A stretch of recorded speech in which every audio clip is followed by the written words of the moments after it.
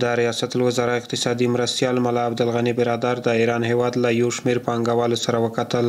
د ریاست الوزرا اقتصادي مرستیال ملا عبدالغني برادر په خپل کاري دفتر کې له یو شمېر ایراني پانګوالو سره لیدلي. د دغه لیدنې پر مهال ایراني پانګوالو په افغانستان کې د اوسپنې کانونو استخراج او پروسس، د لمریزې برېښنا د تولید، د سړک او ریل پټلۍ شبکو غځولو، د معیاري صنعتي فابریکو رامنځته کولو او همدارنګه د دواړو هیوادونو ترمنځ د ځانګړي صنعتي ساحې جوړولو په برخه کې پانګونې ته لیوالتیا ښودلې. ایراني پانګوالو ویلي چې افغانستان د پانګونې لپاره په یو مناسب هیواد بدل شوی او دوی چمتو دي څو په یادو برخو کې پانګونه وکړي، خپلې تجربې شریکې او د ظرفیت لوړولو په موخه افغانانو ته په خپل هیواد کې د روزنې زمینه برابره کړي.